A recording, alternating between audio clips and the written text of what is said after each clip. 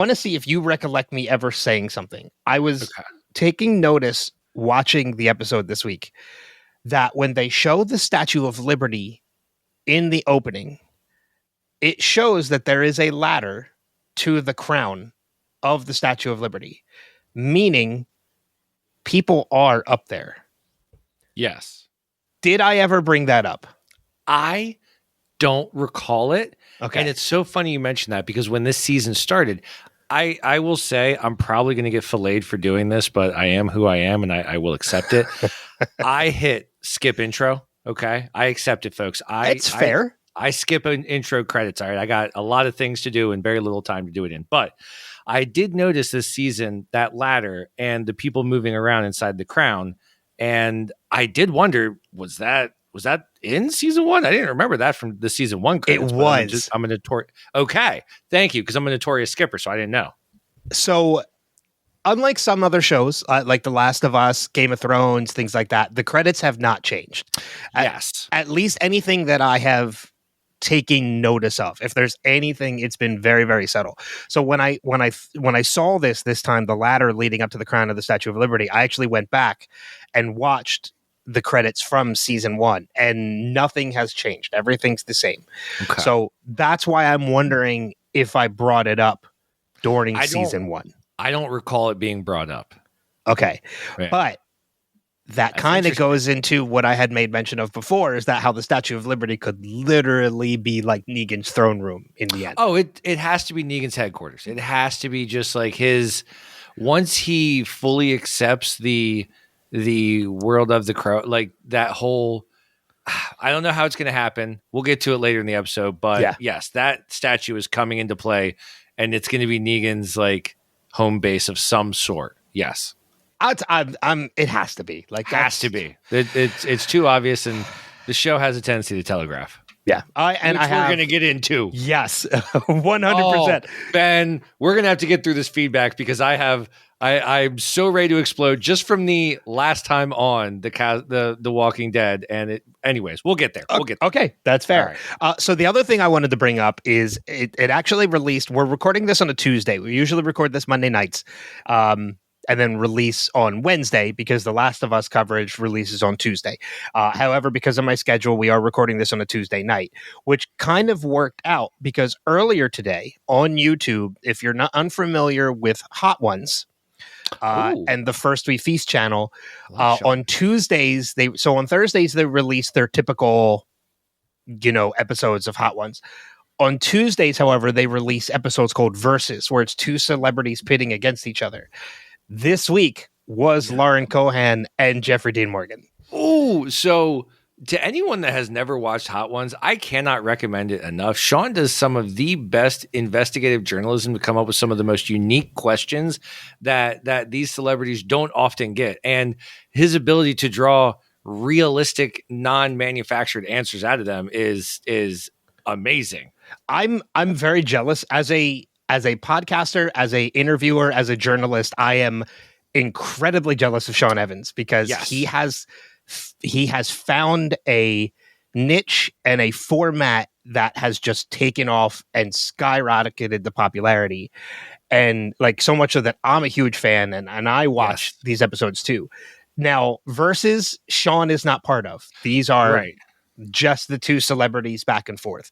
So I'm bringing this up because it is related because it was Lauren Cohan and Jeffrey Dean Morgan this week. So if you're hearing this and you haven't had the chance to watch that, we're going to make sure the link to that video is in the show notes this week so you can find it. I highly recommend it. It is a lot of fun watching them compete against each other for the trophy and eating incredibly hot wings at the same time. I can't wait to check it out. And hearing Lauren Cohan drop the F-bomb is just adorable to me. So one thing I've thoroughly enjoyed this season on Dead City is the behind the scenes featurettes where we hear Lauren Cohan's most fascinating natural dialect because of all the different lives she has lived and all the it's muddled. It's the craziest muddled, like no linguist alive could ever pick out what exactly she is. It's great. I adore it. She's a Jersey girl who grew up in the UK and is now back in the States. Like it's And has been playing a Southerner for over a decade. And has been playing a Southerner, exactly. So just all the stuff. I adore it. Yeah, it's not. We've talked about this already, and anybody who knows me well knows, like, I have had a massive crush on her for the longest time. I adore her so much. I've had the pleasure of meeting her a number of times. I hope to one day just share the stage with her, as I have people like Ross and other people, but that's for another time. But yes, check out Hot Ones Versus from this week with Lauren and Jeff. It is a ton of fun. It's only about like 20 minutes, so it's not like it's going to take up a huge portion of your time. Those episodes are really, really digestible. Yeah, for sure. And I also see, now I'm on the Hot Ones kick. The Paul Rudd episode of Hot Ones is just iconic.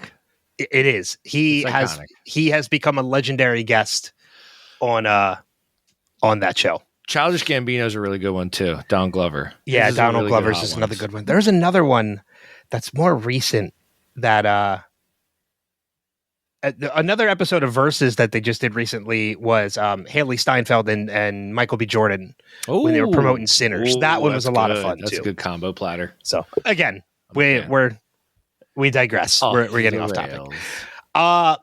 Let's dive into some of the feedback that we got for episode 1, and we'll get through that and before we start talking about episode 2.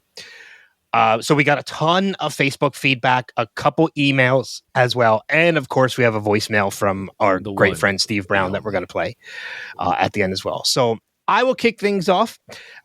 Most of the feedback was positive. There's a couple negative ones in there. The negative is not towards us, it is towards the show. But you know what? We know how diverse this show is because of Negan. So I knew we were going to get it. So let's start with those first. Let's get those. This one comes from Dobolino Bob Grippy. He says, predictably boring. Nothing happened that I was surprised at all whatsoever. Continuing the Maggie and Negan story is contrived. If this was the 80s, they would have had a sitcom instead. I would watch that. I would too. A bad sitcom like Maggie and Negan Go to Hawaii. I would not watch that. Maggie should have just closed the book on Negan in the regular show. She would have had closure, and Negan still would have been Negan. I don't know if I agree with that. Changing Lucille at all is like messing with Superman's cape. It's iconic enough, and you don't need to do anything. Too much could we, and not enough should we. I'm actually teetering on whether or not to continue watching. Out of all the spin-offs, this one is probably the worst and least interesting. The writers and all involved, they're exploring the personalities of Maggie and Negan further, but I'm not convinced. When I heard JDM say that, I envisioned tires spinning in the mud. He keeps playing Negan because they keep paying him. I don't agree with that. Period. And they're going to ride the Negan train right into the ground to the point of fear without knowing it. Oh yeah, Enid is a spy. So, Dobolino, you really saved yourself with that final line there. Enid is a spy. Well done. I love that. So, I appreciate your little interjections throughout because I felt pretty much the same. So, Dobolino, I don't know what you thought the show was going to be, but it was always a Negan and Maggie spinoff. And what could you do other than explore their personalities and what makes Maggie and Negan? So that's a fair point. You may not continue. It might not be the right cup of tea for you, and to each their own. Like, honestly, I haven't finished Daryl Dixon season 2 because it didn't grip me as much. Same as 100% same. You know, so if this isn't for you, I'm here to let you know, like, it's okay to just kind of back off and check out the periphery. There's nothing wrong with that, but like, I'm sorry to hear that you didn't enjoy that first episode. I mean, look, you're absolutely right. To each their own. No criticisms that you don't like it. It's not everybody's cup of tea. I took on the challenge of covering this show, knowing full well that I wasn't bringing on the full audience of everybody who watched The Walking Dead. I know, I knew people were not going to watch this show because of their feelings of Negan. And But to me, the dynamic of taking two characters who were so polar opposite at the time that this show started, two characters who you would look at and be like, oh, you would never put them together because of their history. And then you actually put them together and you watch that dynamic. I'm like, no, that's what intrigues me, is I want to see what comes of that. The friction of those two characters forcibly being put together is what drew me to watch the show.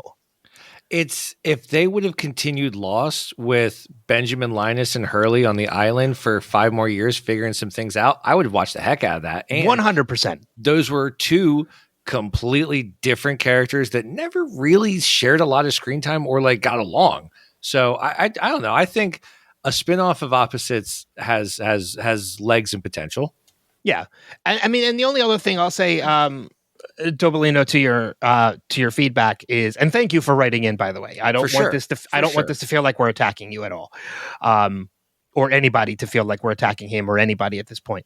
But he keeps playing Negan because they keep paying him. I don't agree with that either. I've seen a number of interviews with Jeff, and he actually he really just enjoys the dynamic of this character and the challenge of playing this character. He knows full well that this character is hated by many, and that's one of the reasons why he enjoys playing it. So I don't think it's about the paycheck at all. I think he really legitimately enjoys playing this character. He's played it for 12 years. And he's done a great job at it. And he's added layers and nuance to him. I mean, much like an ogre or an onion, that he's got layers. And I appreciate that. I do. Yeah. All right, moving on to our next bit of feedback. This one from Andrea Abarca. Hello, I'm glad to hear that I am not the only one who didn't care for the show. Maggie is still irritating, and I cannot stand any of the new groups. Not sure I will continue to watch. About the only person I don't find annoying is Negan. Everyone else is a cartoon character. As I grew up close to the city, I have enjoyed an apocalyptic New York, but I don't think it's enough to keep me watching. Fair enough, Andrea. Honestly, pretty much the same stuff that we were saying before. I hear you with the Maggie is irritating sometimes, and Negan delightful, but I don't know. I like the story that they're building. I like what they're fleshing out as we get deeper into season 2. Yeah, that's again, it's fair. If it's not for you, it's not for you, and I don't want people to feel like we're forcing you to watch it. It's all subjective. If you don't like it, that's fair. We're not offended if you stop. It's, But we do recommend you continue to follow the show to keep up with all the happening going on inside of New York City. That sounded so much like a tourism ad. Oh, thank you. Yep. All right. Moving on to our next bit of feedback. This one comes from Dre Manoni. I really debated for a while about whether I'd renew my AMC Plus for the show and kept hearing Jason in my head talking about another show and how if you don't watch it live, are you a true fan? So I watched it. I love seeing Maggie and Negan in terms of a continued story, but I do hope it gets better. The first episode was just okay. I wasn't totally wrapped up in the plot or anything. Nothing too exciting happens, but here we go. I'll take lukewarm. Yeah, I mean, it's, and I'm wondering though, because I'm kind of trying to figure out by the tone of this and what they were saying, are they talking about the first episode of season 1? Or did they start with season 2? I'm trying to figure that out by this email. Dre, let us know. I don't know if you're caught up or I don't know, but hopefully you're sticking with it and I'd like you're to still know more. If you're hearing this, I'm glad you stuck with it. And I want to hear, let us know where you were at when you wrote that. I agree. Next up from Andy Fisher. Has it been explained why Maggie is no longer at Hilltop/Alexandria? I don't think so. I think the second season is starting much better than the first season. I could watch Maggie do anything. I think it's really clever that they put Negan in this diabolical situation where he has to bring out the full Negan. And great villain characters, too. Who the fuck is this evil woman? My favorite part is that does not actually narrow it down that much. She's amazing. I agree with some of the critique here that the explanation of who these new community/new characters is a little vague, and I'm not fond of the dour teenage characters. I wonder if Herschel's storyline will follow the comic book. I can't wait to watch the rest of the season. Dear AMC execs, please bring back more of our beloved TWD characters. Andy, loved it. Big fan. Big fan. I don't know which evil woman you're talking about. Probably the Dama. Could be the Dama, could be the General, could be Navarez. Like, all three could qualify at this stage in the story.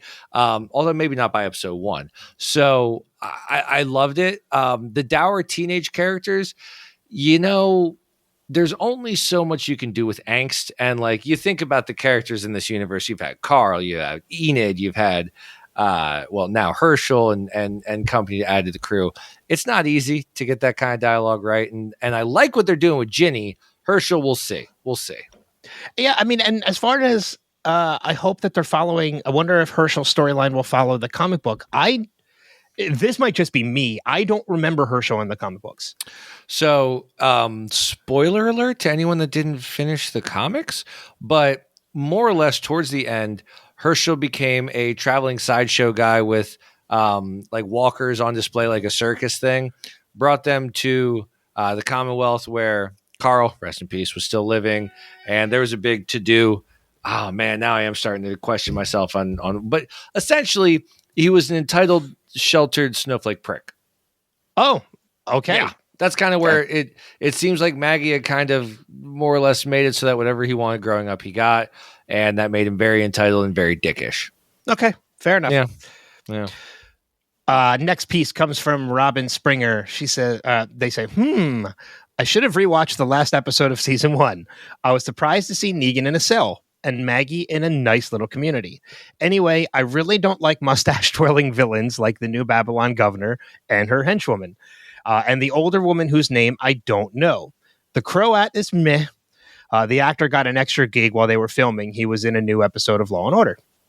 I think every actor who has ever acted has been in an episode of Law & Order at some point. The Duchess of Sussex was in an episode of Law & Order. Robin Williams was in an episode of Law & Order. Now you're cooking with gas. Yeah, everybody's been in Law & Order at some point. I like it. Nice callback to Maggie hanging what's-his-name at Hilltop, though.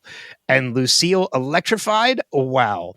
I don't know. It's weird. Not sure I like it, but I'll keep watching and see how it goes. Love it. Love it. Next up from Chad Johnson, one of my favorite wide receivers in Cincinnati Bengals history. Hello. I didn't expect a big bang start. It laid a lot of groundwork and fast. New Babylon's hold on the communities is brittle because of crop loss and not ethanol. So they need the tech to use methanol.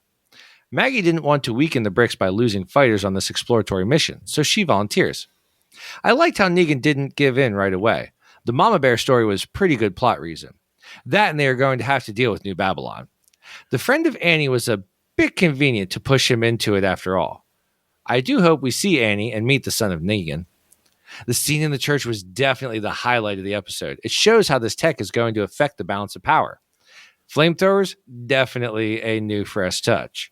Interested to see where it goes, and mainly how anything ties into the other shows. I'm not seeing a real big bad that would be able to threaten the Civic Republic. Great call. I love my dear Chad that you brought that into the wider scope of it all, and just like, okay, where does this fit in the grander story? CRM in theory is right down the road in Philadelphia. Like, how is there not enough? I love what's possible from here in that tie-in. Yeah. And I feel like a couple of these things have actually changed since him writing this, just in the second episode. Yes. So there's been a couple new balances of dynamic, and for sure, in just the second episode since we received this. So, but we'll get into that when we talk. I love it. Next up comes from Deborah Ulmer. Hi, Ben and Alex. I understand the discourse surrounding Dead City, and I don't blame any Walking Dead fans for not liking or watching it. Personally, I'm not a fan of the Maggie and Negan pairing, especially after they came to an understanding and a fitting conclusion at the end of the main series.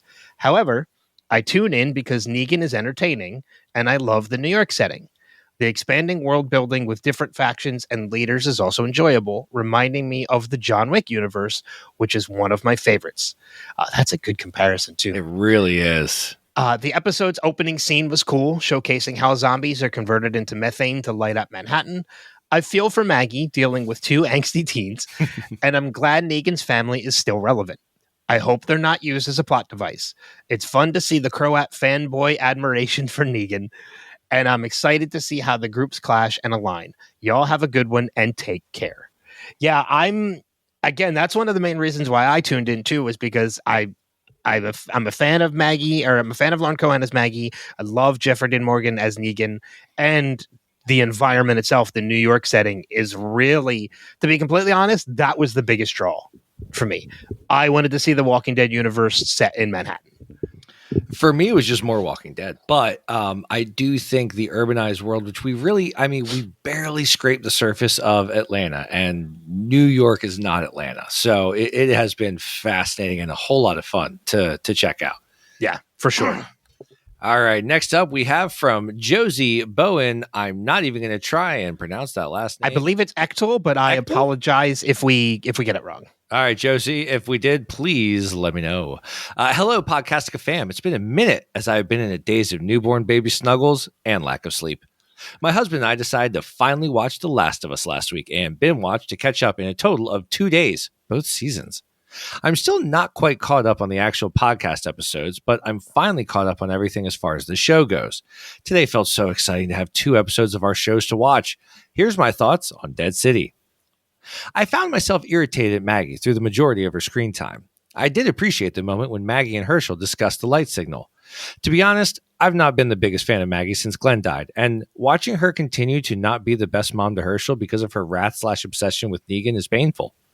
Her character's journey has been frustrating me for a while. I'm interested in Negan's plotline, especially as his driving force is now to keep his wife and child safe, but I wonder if it'll pay off as anything satisfying. I doubt it, but I have to admit I do love Negan's one-liners, and he stays interesting to me as a character, probably because of how much I love Jeffrey Dean Morgan. I'm also excited to see Dasha Polanco and watch her character unfold, as I loved her as Daya in Orange is the New Black. I hope Herschel has some opportunities to shine this season. One thing I really enjoy about this show is seeing Glenn's son and imagining what Glenn's reactions would be to how his and Maggie's lives are playing out. It's fascinating to think about, especially as we've been doing the rewatch, and my husband and I have such recent memories of his character. It led to some fun discussions. Excited to catch up on episodes of the pod in the next few days. Love hearing from you guys. Bye! Oh, well, thank you, Josie, for that. I'm glad you're finally getting caught up, and hopefully by the time you're hearing us reading your feedback, you are caught up with the podcast as well. And if you're a first-time parent, don't worry. Eventually, you will get to sleep again. And if you are not a first-time parent, well, you knew what you were signing up for. I've been there. I've got 2 of them myself. I was going to say, you're a parent, so you know exactly how it is. Sure am. Next piece of feedback comes from Becky Anderson. I didn't hate this episode. It had some cool moments, but there were some that weren't great.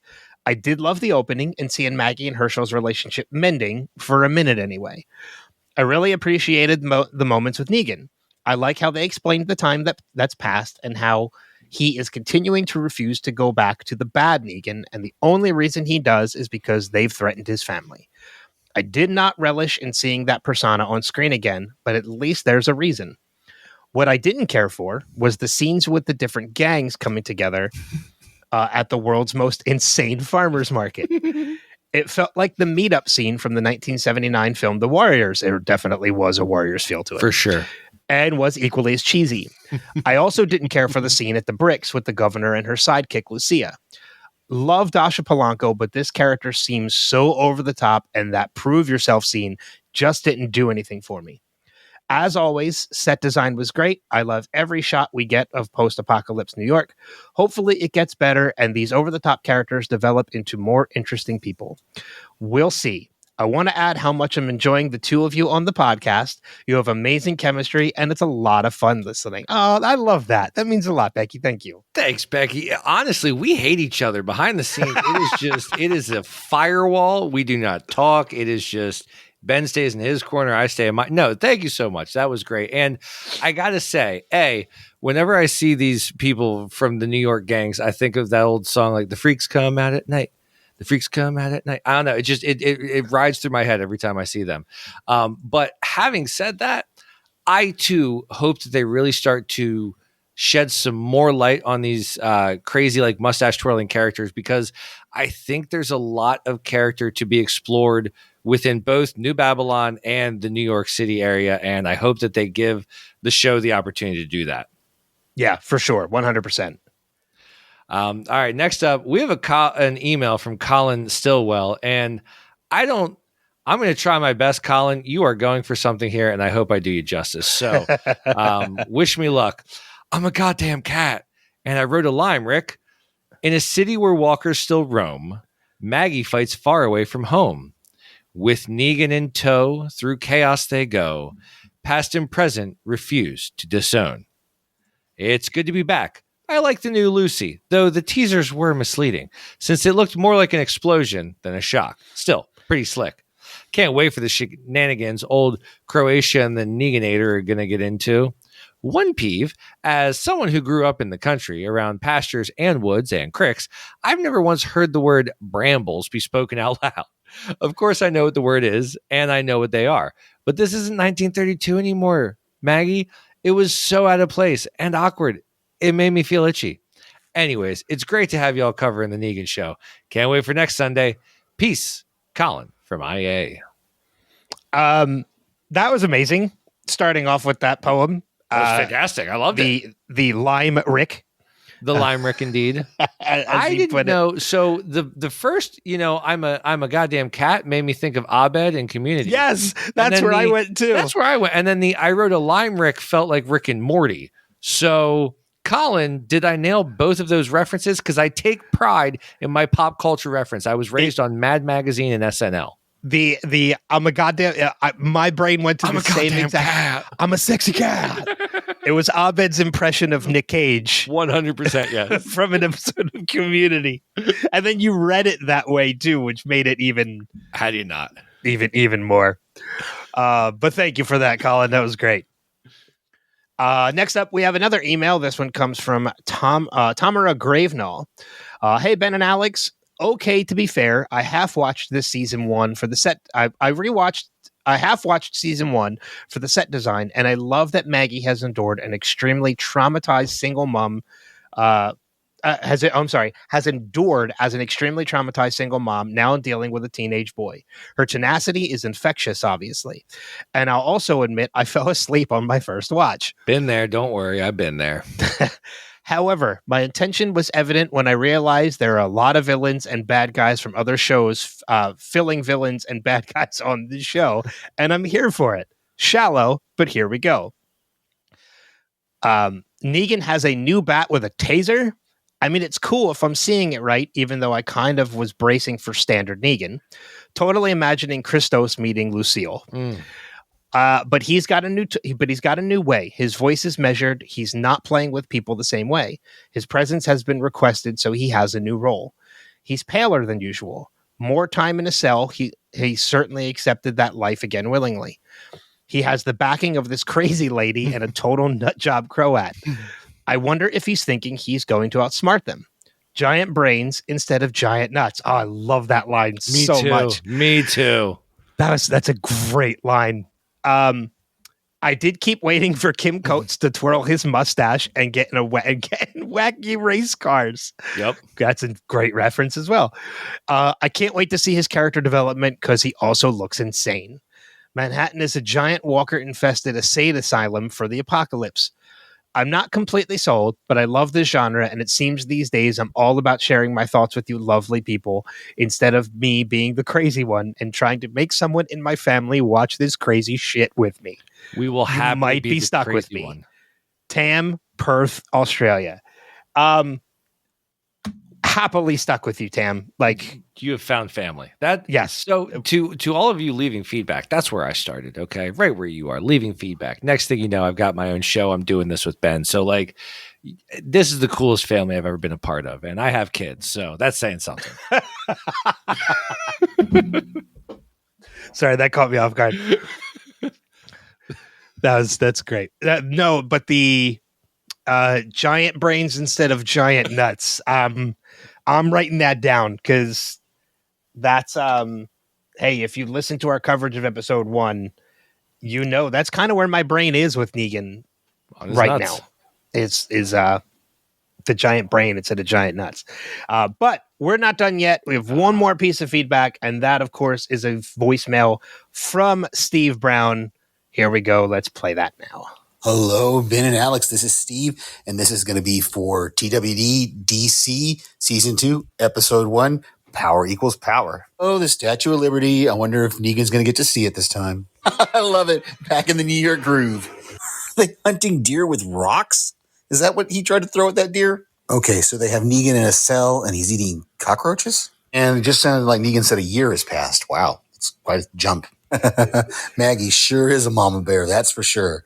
Okay, so this is the marshal from last season, right? He claimed he killed Negan, and this governor, what are they trying to do with Maggie and her community? Bring him in? Oh, so they are part of this community, and they have a treaty. Okay, who is this woman who is just now had this guy hanged for desertion? Yes, failure to accept conscription is not the same as desertion, though. I remember this kind of from last season. They think Negan has the charisma to bring all these groups together. Oh, they're mentioning Annie and Joshua. That's Negan's wife and son, right? Oh, and they've got him, and they're bringing him to Manhattan. I think you guys mentioned this on the catch-up or the recap season, right, whether we would see Annie and Joshua or not. Oh, it's not Marshall anymore. It's Colonel, and he's trying to get Maggie to go with him to Manhattan. Oh, the Croat's trying to tempt Negan with a new Lucille. Lucille 2? And it looks like Negan's got his leather jacket, and he's got his new Lucille, so this is Negan's back, I guess. Very similar to the Warriors, right? This big meeting of all these gangs or groups. But no, they didn't have gladiator games in the Warriors. Okay, how are they going to make Maggie prove that she's worth 20 soldiers? Oh, they're going to make her fight a bunch of walkers alone, I guess. Oh, so it's Maggie and Jenny fighting together. Well, that was tense, but ended quickly, the Major, with one shot. Here's Negan. That smile on Kim Coates' face it makes me feel weird. And this Christos, I think he's going to get his head bashed in. Oh, what did they add to Lucille? Some sort of electric shock, and now somebody's got a flamethrower. He just said power equals power. Title of the episode, mic drop. Well, it looks like Christos is at least being carried. Oh, and the hanged guy turned, obviously. Ooh, and Herschel just threw that knife like he meant it. All right, good first episode. Let's go on to episode 2. Thank you, of course, Steve. It's not a podcast without a live Steving from Steve Brown. I have dreamt in my life of several moments, none more so than being addressed by Steve Brown on a live Steving as hello, Ben and Alex. I feel like I've made it. I feel like I can die a happy, completed man. And thank you, Steve, for making that happen. Great feedback, as always. I adore your in-the-moment turns of phrase and never stop being you beautiful son of a gun. And you know what? What else I noticed from like Steve's voicemail and a couple of the other pieces of feedback that we got is I love the fact that Kim Coates is recognized. Yeah, I don't know Kim from a hole in the ground, but I am in the minority in this world, and I love that because apparently I'm in for a treat, and I can't wait. He is such an amazing character actor that he's been in so many things that so many people don't realize he's been in. I've been rewatching Prison Break instead of any of the 9,000 things that are on your to watch right list. Okay. Look, we're not going to get in. Look, we're not going to get into what I should be watching instead of what I am watching. Okay, that's a whole nother podcast. All right. But it's but Kim Coates appears in Prison Break in the last season of Prison Break. It's amazing.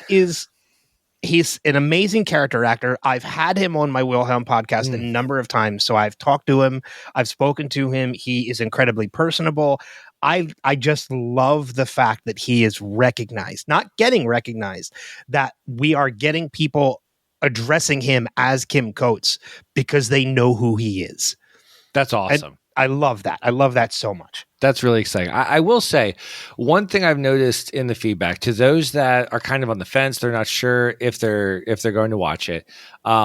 Depending on what you're in it for, the thing that is giving me a lot of excitement about what I'm seeing is that I'm really enjoying a story told outside of the Negan and Maggie relationship. Honestly, their dynamic and their relationship with each other has been maybe 1% of the season thus far after 2 episodes. And I like the story that they're building. And I think it's worth giving it giving it a couple more. So hang in with us. See how you feel after one or two more before you write it off. That's my only ask for you. Give it a little bit more. Yeah, no, I agree with that completely. But that being said, let's dive into episode 2. Walking Dead, Dead City, season 2, episode 2, another shitty lesson. I did it last week. Alex, why don't you give us the plot summary for this week? Alrighty, folks. In this episode, Maggie warns the New Babylon Federation about the dangers of their mission and the potential threat from the Croat if they travel via ferry. Despite her warnings, the Federation proceeds with their plan, leading to a deadly ambush orchestrated by the Croats' forces using methane bombs. Maggie and her son Herschel are captured and imprisoned on the ferry, but manage to escape during the chaos. Meanwhile, Negan, now aligned with the Croat and the Dama, shows signs of his former self, but hesitates during the attack, allowing Maggie and Herschel to escape. This act of mercy leads to a brutal punishment from the Dama, who kills Negan's friend Victor the violinist to share a message. The episode ends with Maggie and Herschel reuniting, but tensions remain high as the battle for Manhattan intensifies. I want to start with just the opening shot of this episode. It was something, I don't know why it made me smile, but similar to episode 1, how we got the In the New York Groove song playing with them coming in and cleaning out the streets. Yep. This episode starts on the mainland, and it is a shot of a bird's nest in a corpse's head. Yep. Don't know why I enjoyed that as much as I did, but I did. I love that. It is the first note that I have of corpse with a bird's nest. I love that. Can I tell you my first note, Ben? Sure. So while watching the previously on the Walking Dead Dead City, they had mentioned and showed very explicitly the Croat saying that he had received intel that they were gathering a group to come to the island. And I thought to myself in that exact moment, how the hell did the Croat get that intel? Who is his mole? Oh, obviously, duh. His mole is Herschel. And I thought I was going to be Captain Know-It-All and I was going to be the smartest man alive because I was going to be able to reveal this week my theory.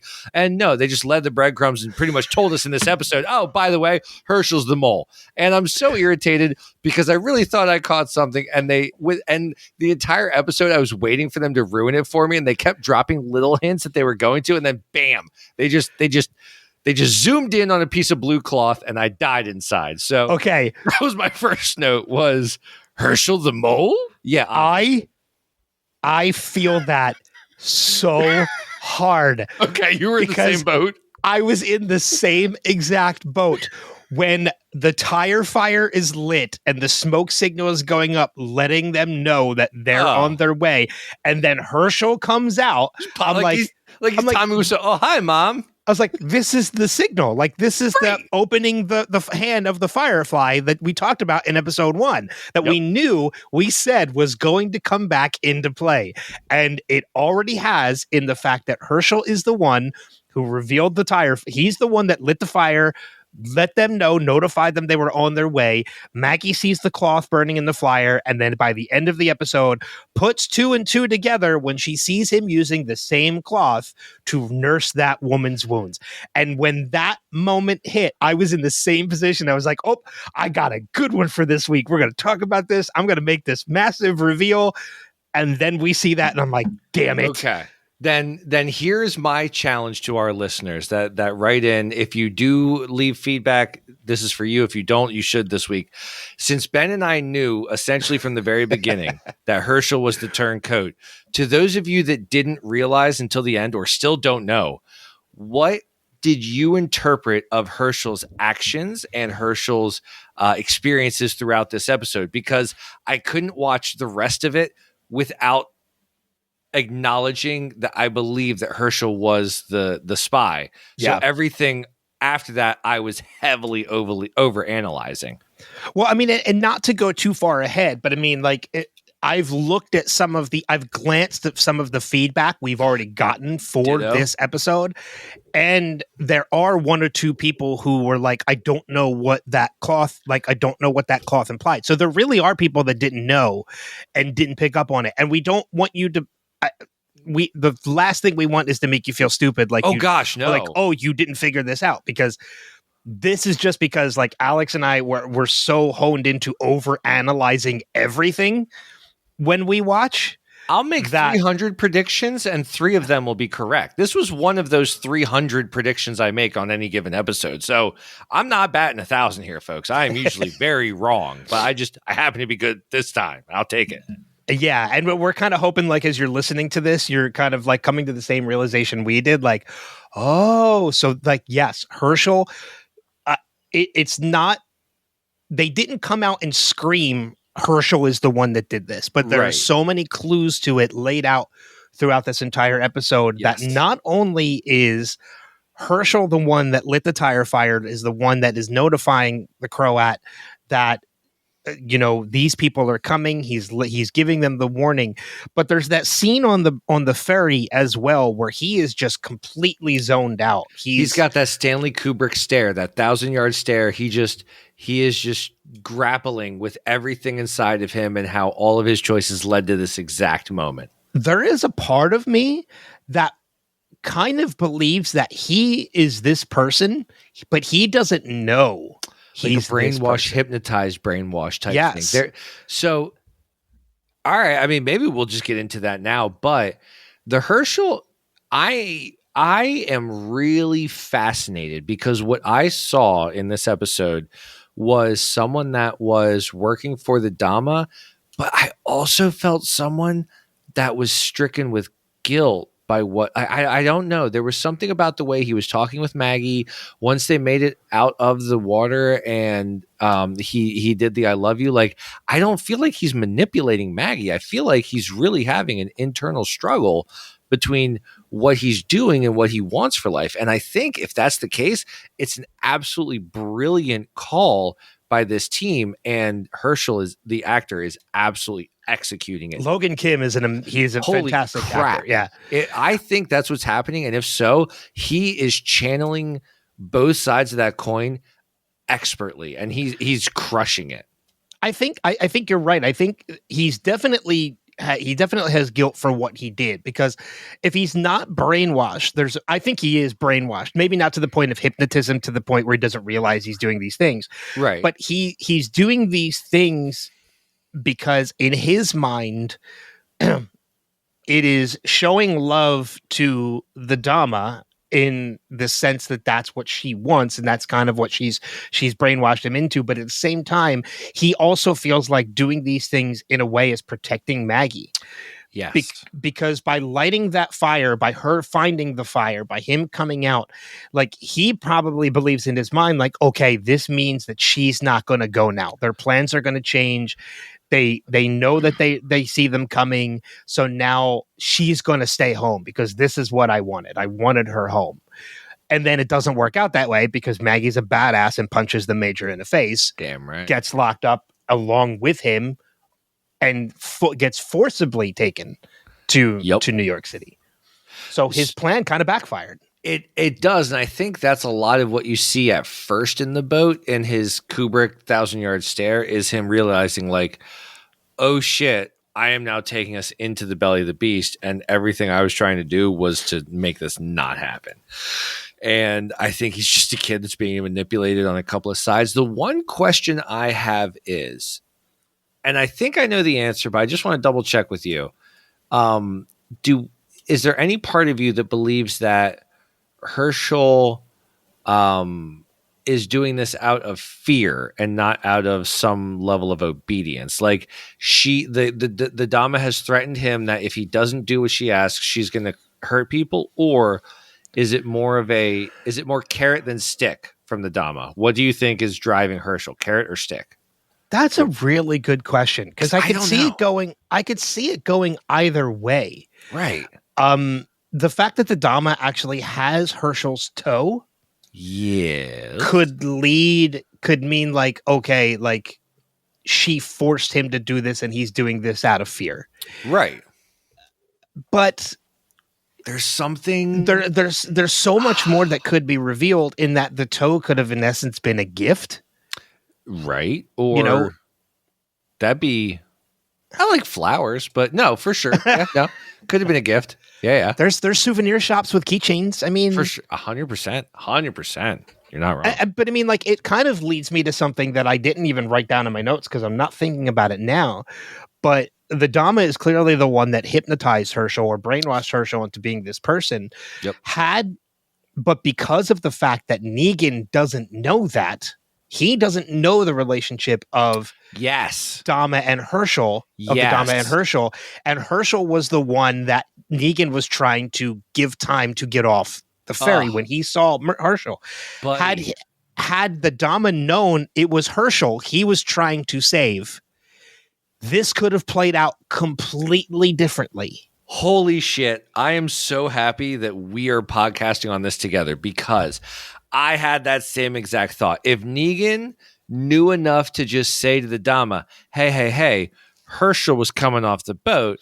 I didn't want him getting blown up, obvi. She'd have been like, oh, dip, Victor, play us another Bach. But we're getting ahead of ourselves.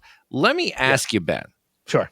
When it comes to Victor, at the beginning of this episode, there were two immediate roles that ran through my head because of how much exposition and how much spotlight they gave him. Is Victor the violinist a traitor or a martyr? When you noticed what they were doing in the beginning, what did you think about the Victor character as it unfolded? I legit thought that there was I thought there was a legit friendship between Negan and Victor. Thoroughly. I think by the end he becomes a victim. I don't think he's a martyr or a traitor. I was really worried he was a traitor, and I'm super happy he wasn't. I think he was just a victim, and he died because he was just a pawn. I mean, he's a low level guy. I mean, we see him at the beginning of that episode. He says, like, I was sent here to do housekeeping. He just came in to clean the cell that Negan was in. I have so many thoughts on Negan this episode, starting with that cell. But to continue with the Victor conversation, Victor was just purely a victim of circumstance with everything. These lower level people in the Dama and the Croats business world. in their world, in their establishment. These people are expendable. Anybody is expendable. Even Negan, to this point, I feel like is expendable to the Dama. I don't know if the Croat is expendable to the Dama at this point, but I have my questions about his position too after this episode. I think we'll get there, but I do want to ask this question. So you are someone that knows music, likes music, etc. I'm a musician, yes. What did you think of Classical Composers 101 led by Victor and the absolute immaculate layman's term explanation for what each composer's general vibe is? I thought it was great. I was blown away. As somebody who, no lie, still listens to jazz and classical music on vinyl. Yep. I still break that. I've actually been playing a lot of vinyl lately. Like I used to play like one album like a week. I've been playing, for some reason, I think it's just the fact that I can have the windows open and the air coming in. Like I've been playing, no lie, like I've been playing like an album a day. That's amazing. I just take like an hour and I just play music on my turntable, and it's great. But so as somebody who still like enjoys that kind of music, I love the description. And one of my favorite parts of that entire scene was when he finally goes into Bach by the end of it. And it makes Negan look up. Like it finally breaks that tension that Negan has in himself. And he looks up and he's legitimately enjoying it, which we know he has in the past because we've seen him in episode 1, Victor playing music outside of the cell. We know this has been going on for a while, but it's that whole adage of how music can calm the savage beast. Right. That is the moment that is happening right then and there. Is Victor is playing Bach, and he's playing it so beautifully after explaining why he loves Bach so much that it helps Negan to enjoy it a little bit more too. and it calms the storm that Negan has in himself in that moment. So what was, in your interpretation, the reason why Victor told him that story? Why did Victor share all of that with Negan? What was his goal? I think there's a connection with there's been a connection with, I put it in the summary that they were friends for a reason, because I think there was a friendship that established there. I think with everything that is happening, I talked about it last week when we were talking about episode 1, and how this is nothing more than a facade that Negan is putting on for the sake of survival. Now, not just for himself, but for Annie and Joshua, because their lives are at threat now. This is all just a facade. But his friendship and conversations he has with Victor is one real thing that he has now in this world. And because everything else is fake. Everything else is just a front that he's putting on. But that friendship was real. Son of a bitch. So you nailed it. You absolutely, that's exactly what Victor was saying to him, was you get through the shitty times so that you can relish these moments. Two friends sharing a beautiful song and just enjoying the piece of the world that we still have together. That's exactly, and I think that's also what I love about this show is it is, again, it's showing, not telling. Fear the Walking Dead would always have ended that whole exchange with Victor saying to him, so just get through the bad times and we can have good times, to look forward to. Mm-hmm. But this show leaves you before that. It at least gives you the opportunity to interpret it yourself. Fantastic. Yeah. And I don't think, and again, Negan considered Victor a friend, and I think that was absolutely reciprocal. I think Victor considered Negan a friend as well from all that time that they spent together. And to get back to your point of why did Victor give him that explanation to do that, when Victor came to that cell to clean it and saw that Negan was sitting there in solitary in a cell that he didn't have to be in anymore, he knew something was wrong. He knew that Negan was conflicted. So that was Victor's comfort to Negan. He was comforting his friend. I couldn't agree more. That's fantastic. And I love their damn dynamic together. Well, and that's what makes it so heartbreaking by the end, when Victor is playing Bach yet again in front of Negan. Negan knows what's coming. We all know, and we all have to sit there and listen to this magical, majestic piece of art. Like, I hope people appreciate just the sound of a violin. Honest to goodness. It is one of my favorite string instruments of all time. Violin, viola, they are top notch for me. And the guy playing Victor executes it exponentially. And just the juxtaposition, while we all know what's going to happen, we all know what's going to happen the second he's done playing. It's so intense. So intense. Well, I mean, the Dama has that pen in her hand the entire time. So menacing. And you know from that moment that she's got that pen for a reason. For sure. There's a reason that pen is in her hand. And it's just, we're getting ahead of ourselves, though, Ben. A lot of things happen before. Look, there's a lot of stuff over, aren't we? We are, and you know what? That's okay, because I'm about to jump back to the mainland. There it is. with Maggie and the Commonwealth and the Major and the Governor and them talking about their plans, because I realized something really, really crucial in this moment.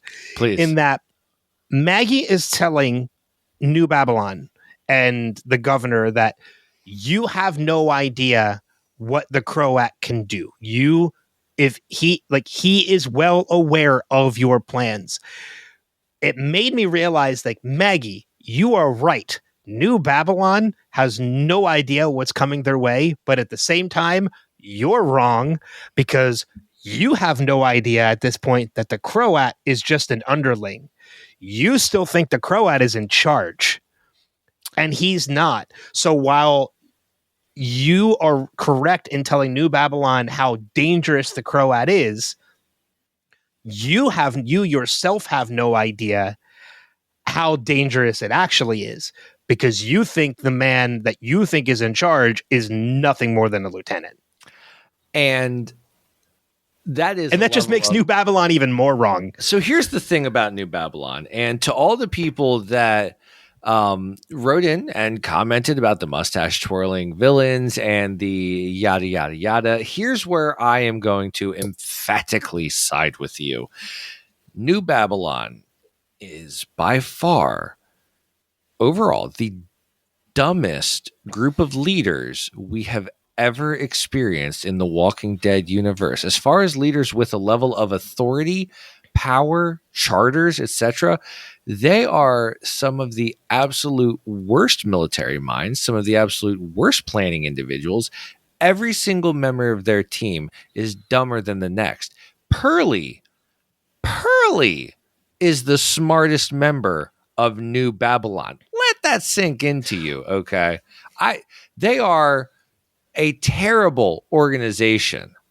Go ahead. You're brimming to say something. No, I can't get over how dumb they are. No, you are absolutely right. And on your note of Pearly being the smartest one out of all of them, let's think about why that is. New Babylon has never been challenged. Nope. They're holding their authority because everything they've ever done to this point has worked. They've never been challenged before. Pearly has been challenged. Yes. He went in, things didn't go as planned, he survived. He knows how the world works outside of those laws. But he also still believes that tariffs are a good idea. Like he's still he still is drinking the Kool-Aid of insanity. Pearly is the first of the New Babylonians to see the shades of gray. Yes, that is yes, absolutely yes. Everybody else, they've only seen white and black and white. Yes. It's one way or the other. They've never seen those shades of gray. So Pearly is the one who, like you said, he's the smartest. He's the most adept, open-minded. Yes. Of okay. Yeah. All that's of them. Great. I think. I always forget her name, but the annoying one. You know who I mean. the major. Yeah. She's so over the top. She is so Major Lucia. Yeah, Lucia. She's an idiot. She does not know what she has in front of her. She is so drunk on her own authority and all that jazz. I'll get into her more later, but I would like to throw out New Babylon might have the worst army uniforms I have ever seen in any TV show ever. Did you notice they all had the Canadian Mountie hat and like these really thick wool looking jackets? Like clearly you are part of a collective militia. Maybe that's not what you want to wear going into New York City.